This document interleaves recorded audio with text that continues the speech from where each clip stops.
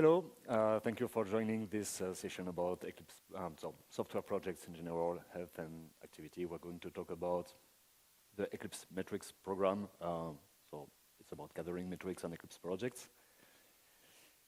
The idea here is to let you know about what we've done, what is available, what you can reuse, and so provide practical examples of how you can actually use it, and some caveats, warnings, and we would love to get some feedback from you. So, quick word about myself. I'm Boris Baldassari. I work at the Eclipse Foundation within the EMO team. So basically what we do at the EMO team is we help projects, Eclipse projects succeed.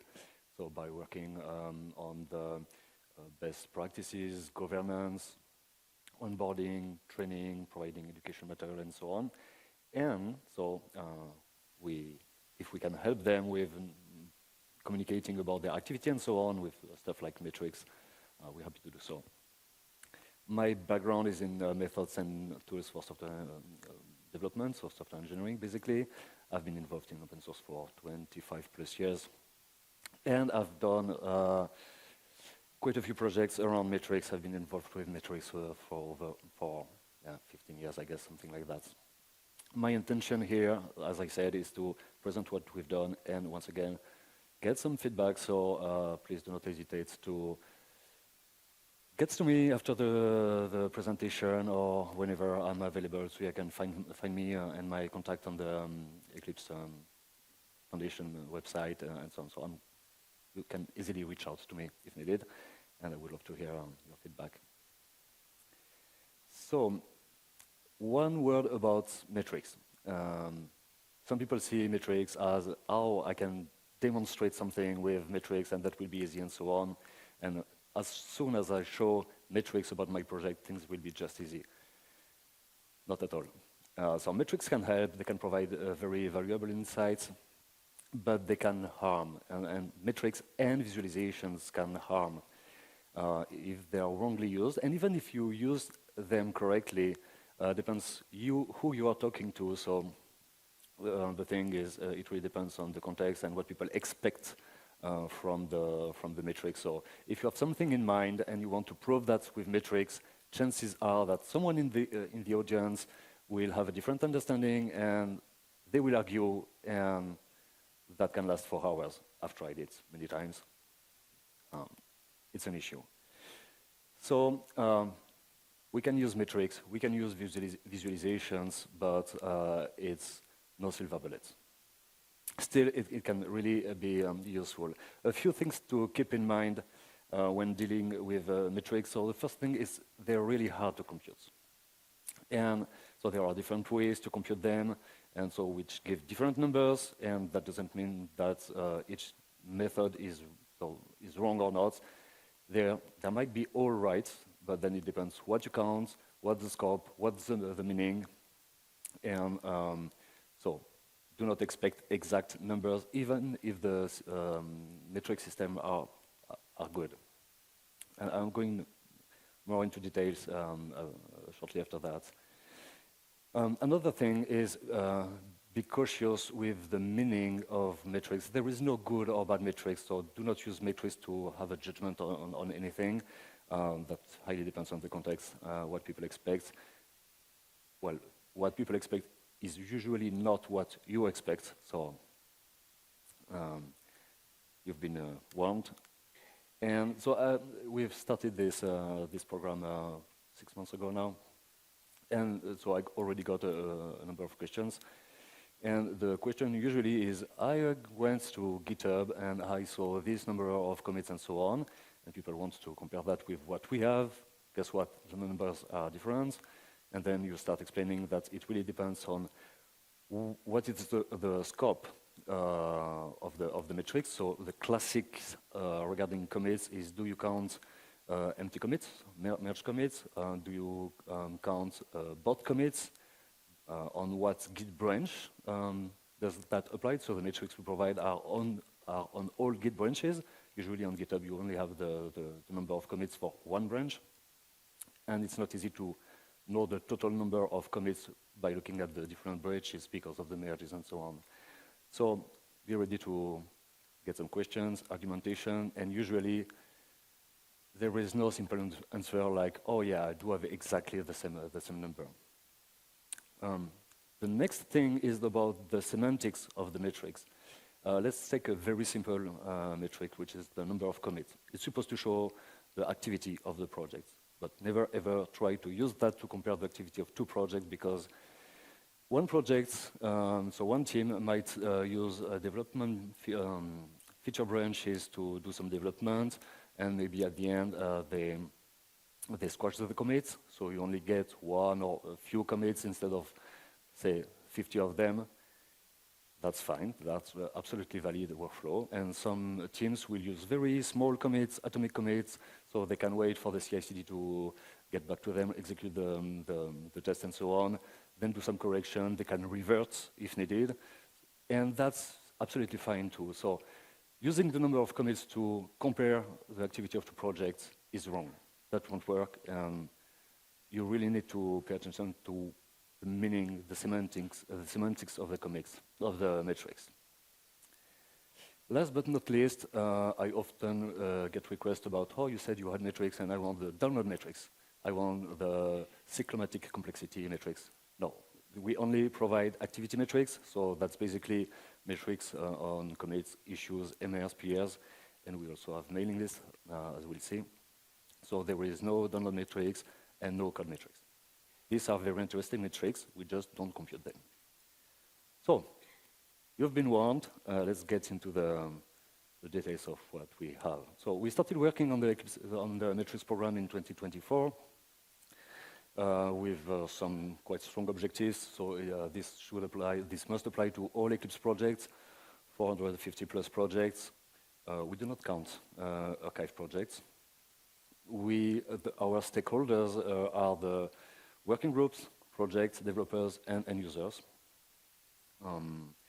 And as you probably know, we use a number of different tools. So we use GitLab, GitHub. We used Gerrit as well. So we needed to find a way to compute metrics on these different forges and systems, and basically being able to plug them into any system that we have, so, and possibly in the future things like Jenkins and so on. There are quite a few challenges with that. One of them is, so some projects use GitHub, some projects use GitLab, some projects use both. Some projects have repositories in the same organization, but not always. And depending on the people in the team, some projects will use the mailing list for communication, but some other projects will use the issues and discussions in GitHub.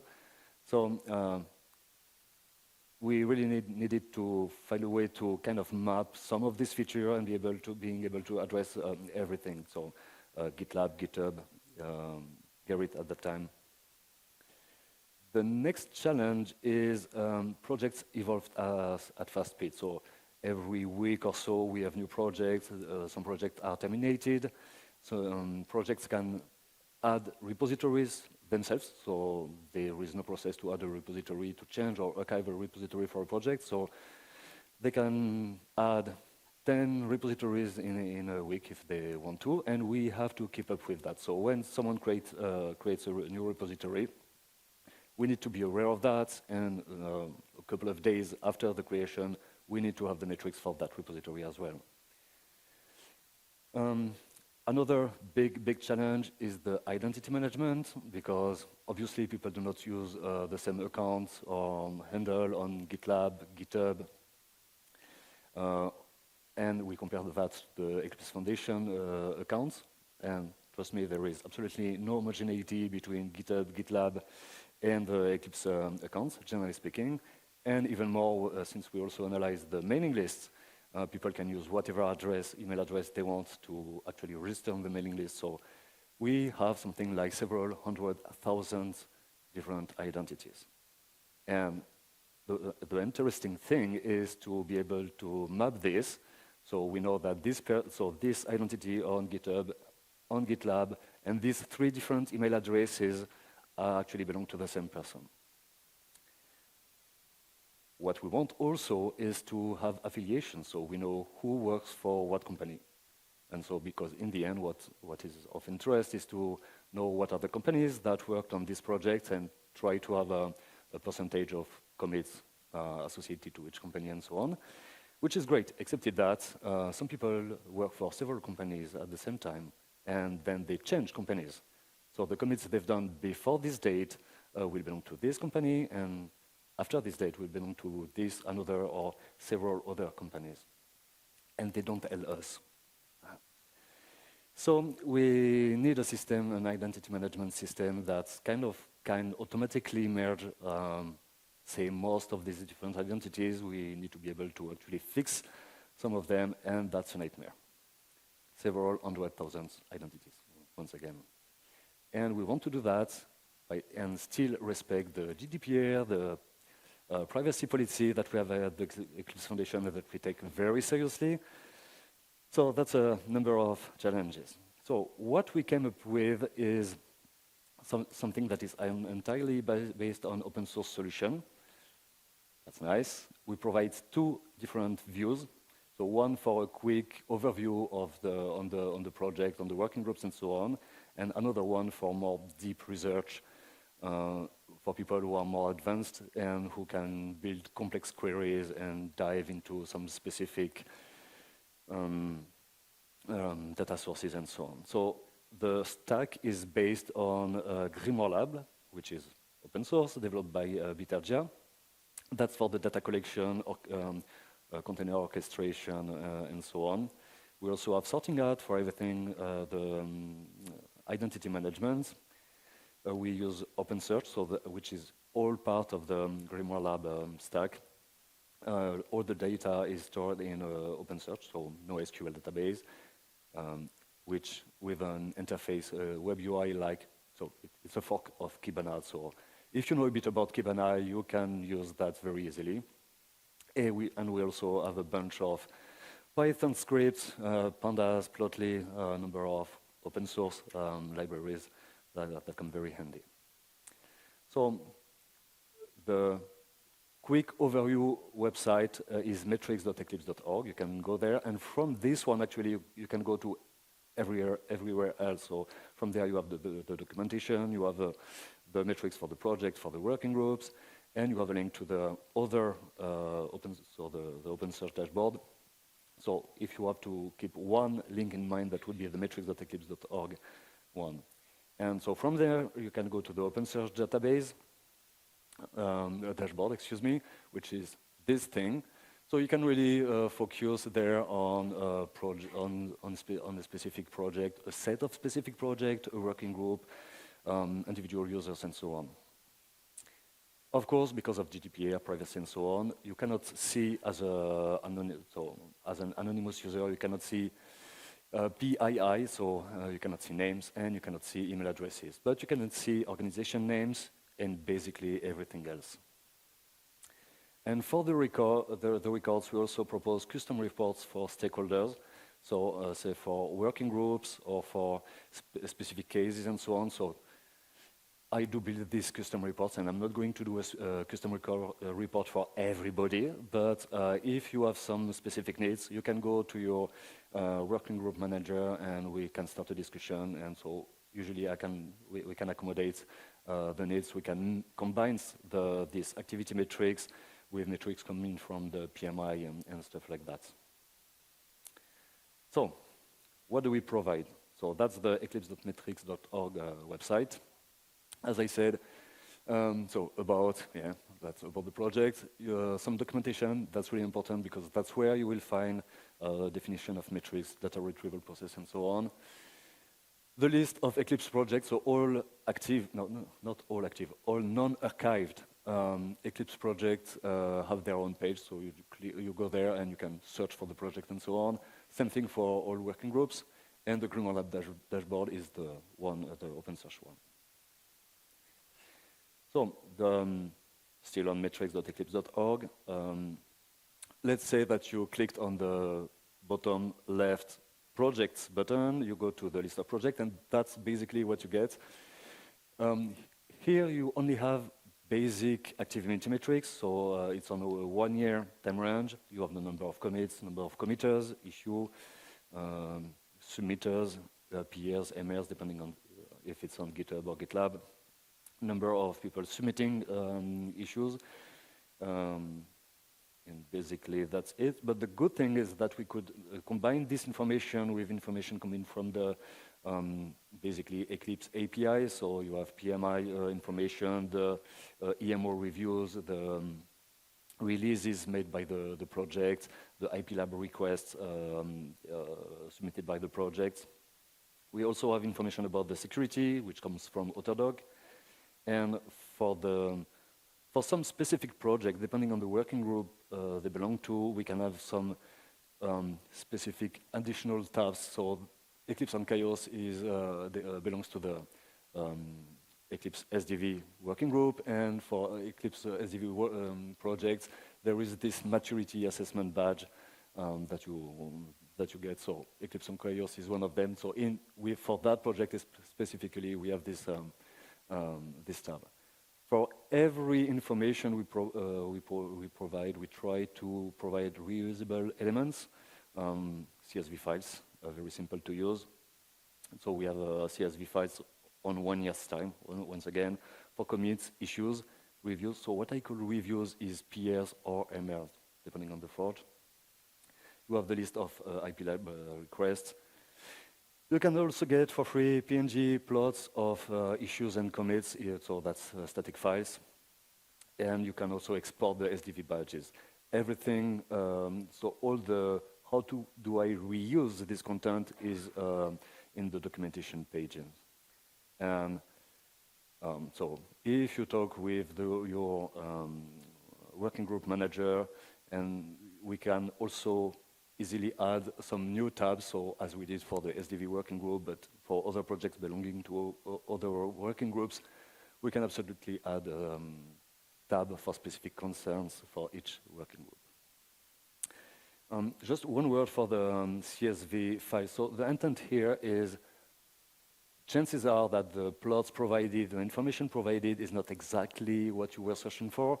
So you probably have some BI tool or not Excel, but LibreOffice, Calc stuff. So it's really easy for you to just download the CSV file. The CSV file always has the same URL, so if you download it every morning, you will have the updated data, so you can easily download it and do your plotting and computation, whatever. So that's really easy to actually get updated data continuously. Same thing for working groups. So you can download, so you have access to the list of projects, the list of repositories, number of commits, review, issues. You can download the CSV files, so for commits, issue, reviews, and the list of repositories. Once again, it's dynamic, so if you download these files from this same URL every morning, you will have a different set of information. And so for every working group, we have the about repositories activity with the plots over 1 year. And once again, depending on the working group, you can have specific tabs. So for the SDV working group, we have the maturity tab that explains what the maturity assessment project is and so on. The documentation part of this website is very important because usually that answers 2/3 of the question I get. And and if you want to be a bit picky, you absolutely need to know about how we retrieve data, how metrics are computed, what to expect from the content of the website, from the content of the OpenSearch database.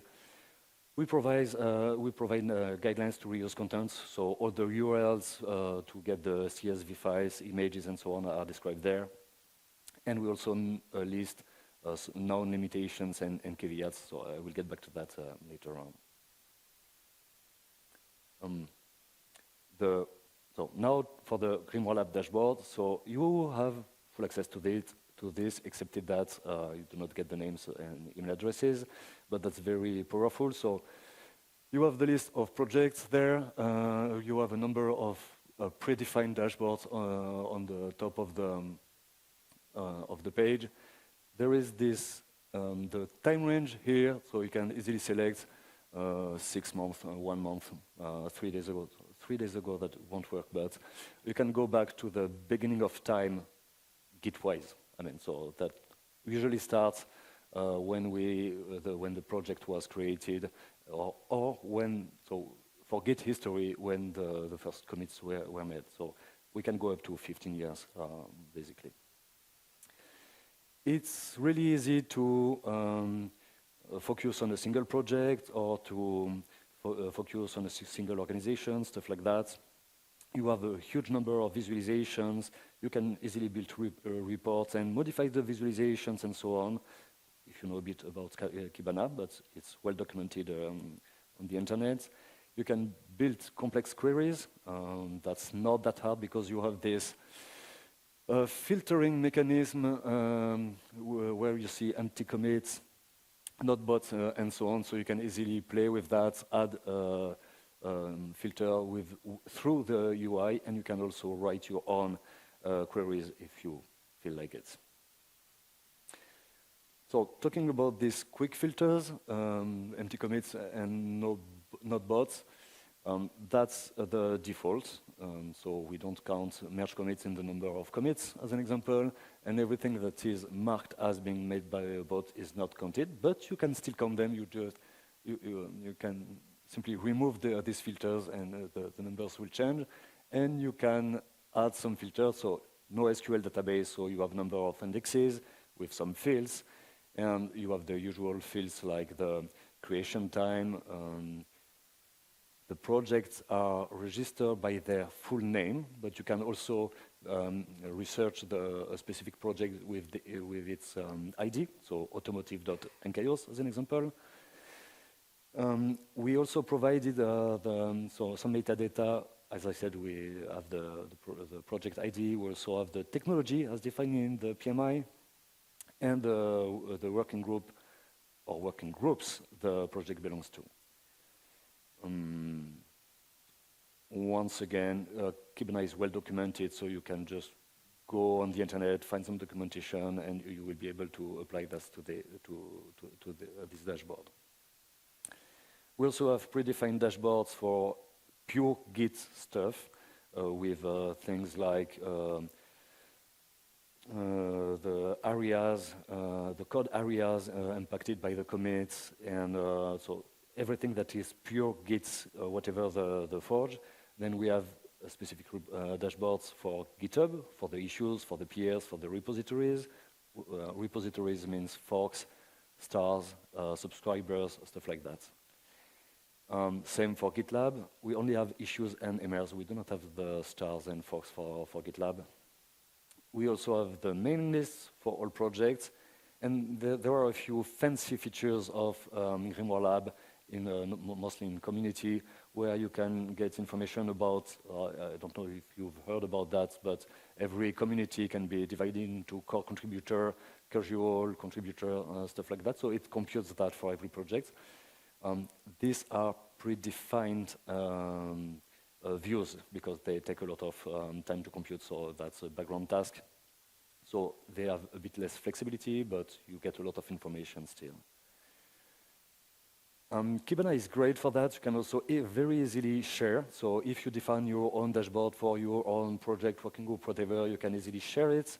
You can easily embed it in another HTML page. So it's top right. You don't see it here, but it's all self-documented. And there is some more documentation on the website, the metrics.eclipse.org website for how to share and how to reuse and share the data. Now, some specific use cases. Let's say that we want to evaluate the activity of a project, not for comparison because that doesn't work, but at least evaluating the activity of a project. For the very basic information, you can go to metrics.eclipse.org. And actually, the activity tab on the project or working groups pages are JavaScript based, so it's Plotly. I don't know if you know it, it's great. When you hover the graph, you can get the numbers, you can zoom in, zoom out, you can export a PNG file on the zoom that you specifically asked for. That's true for commits, issues, reviews. We also have plots about the releases all over 1 year. So it's not 1 year, it's 1 year and the beginning of the month. So we have coherent, consistent bar plots so that you can actually compare. And if that's not enough, you can still go to the Grimoire Lab dashboard for more in-depth analysis. You can select the project. So there are 2 ways to actually select a project. When you have the full list of projects on the dashboard, if you hover the, say, Eclipse Safe Open Vehicle, excuse me, you have a little plus that shows up, so you can just click that, and that will focus the entire dashboard on this specific project. You can do that on almost everything, so organization, same.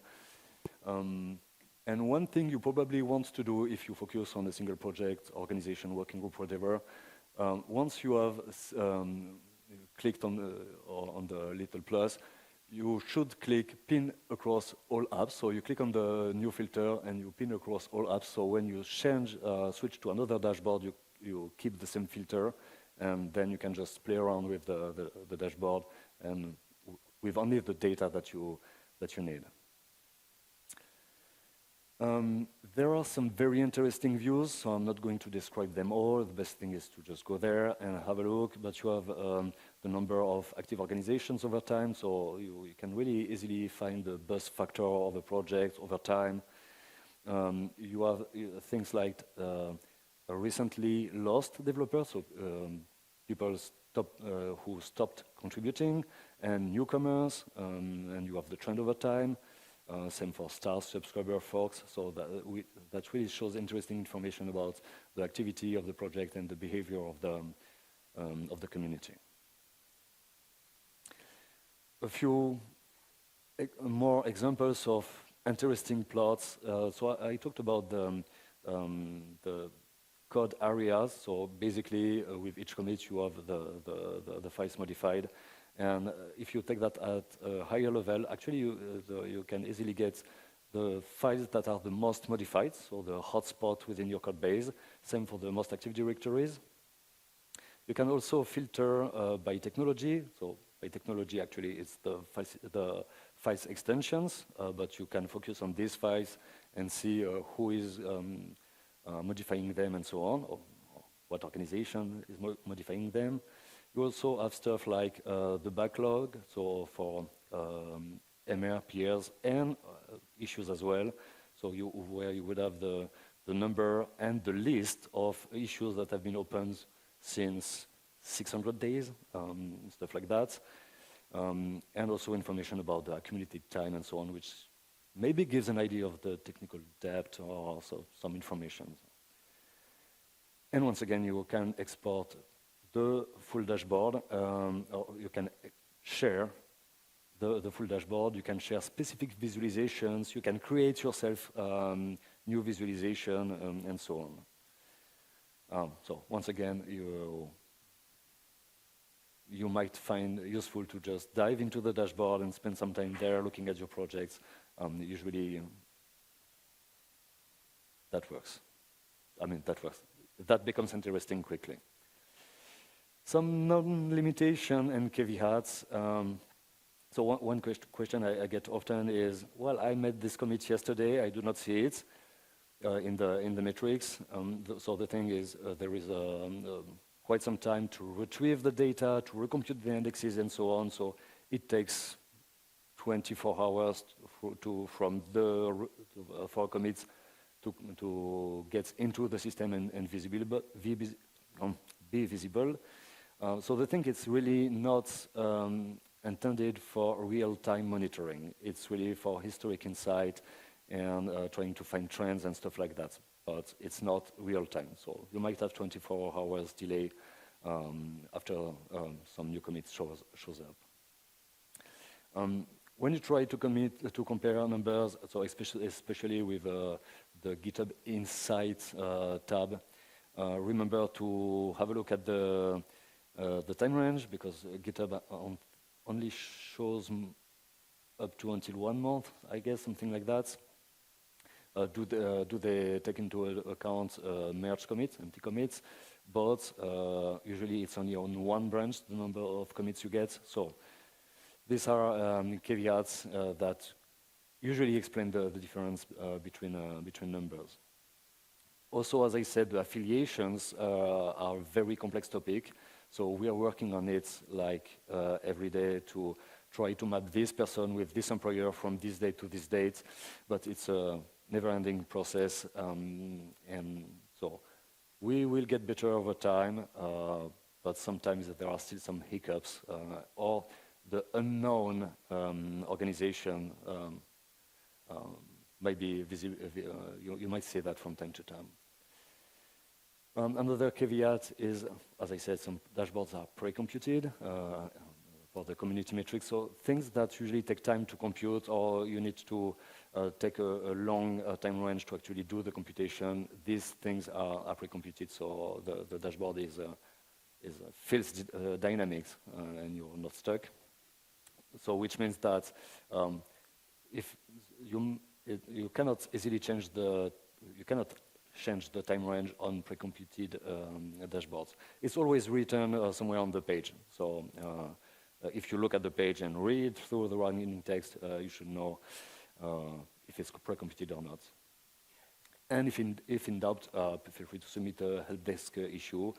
I'm watching, and we usually answer quite fast. And we're also building up a frequently asked questions section, so we will add more answers as we get more questions. So that's it. You can take the URLs to the different dashboards, and once again, it's a process. It's not an event. We'll keep improving that, and especially with your feedback.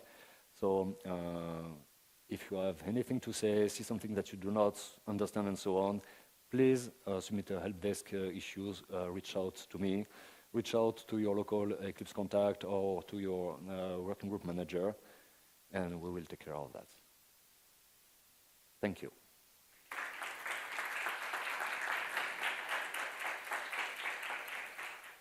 And I think we have something like 5 to 8 minutes. Yes, please.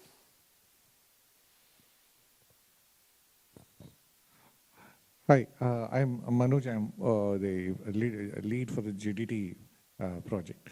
So pretty interesting stuff. I had a quick question. I not used it. I should admit that. Do you give repository level metrics also, or you are looking only at a project level? Both. Okay, so I can get the repository level. So you would need, I think on the metrics.eclipse.org website we have both, but actually for more detailed information you would go to the open source dashboard. And what I said about the project and the plus sign, you can do that on the project, you can do that on the repository, so you have all the information you need at project level or repository level. Okay, one more question. Just do you get a derived metric, like you have a number of commits, you have some 10 people, so something like per capita income, right? Like this many commits per people. Is it possible to put requests for such a metric?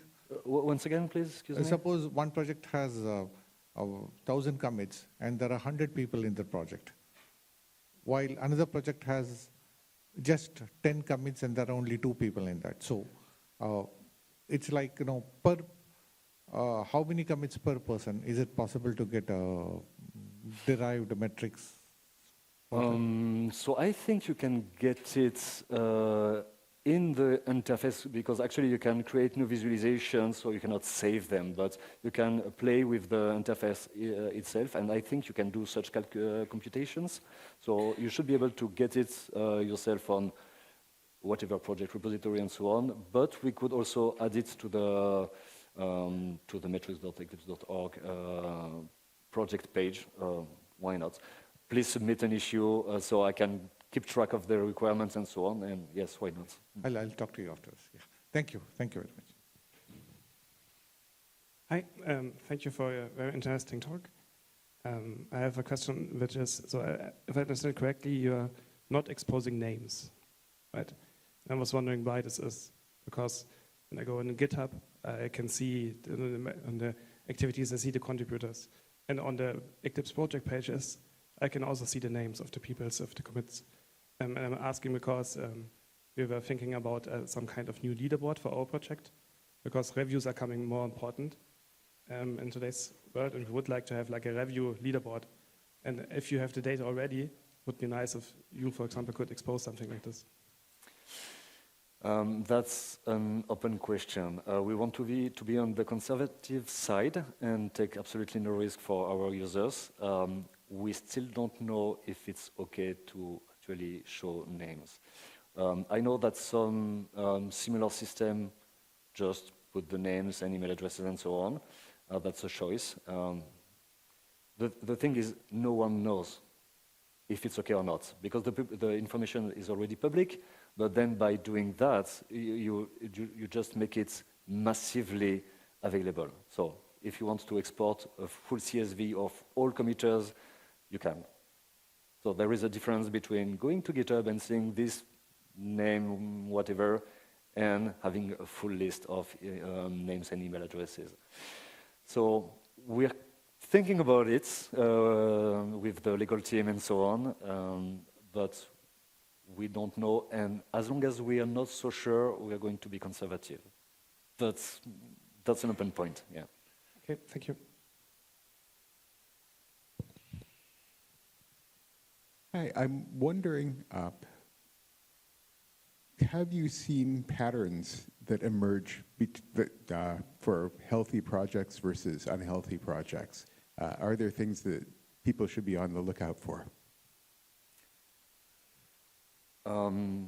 There have been people studying this question for over 20 years, and they still got no answer, so it's still a debate. So, well, there are a few things.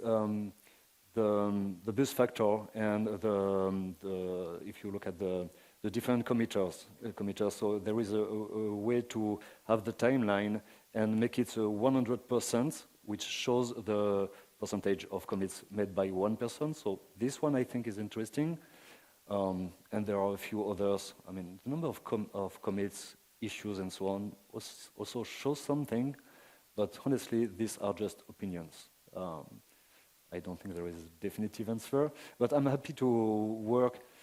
So my take on this, because that's basically what my PhD was on, this kind of question, and unfortunately I didn't find out at that time.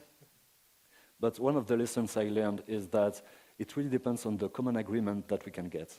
So if we, together, a team, some stakeholders and so on, we work together on that, we might find something that won't be a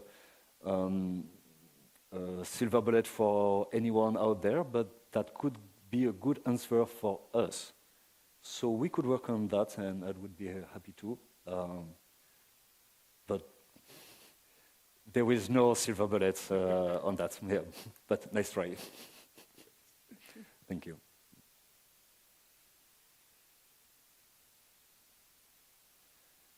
Good. Thanks again.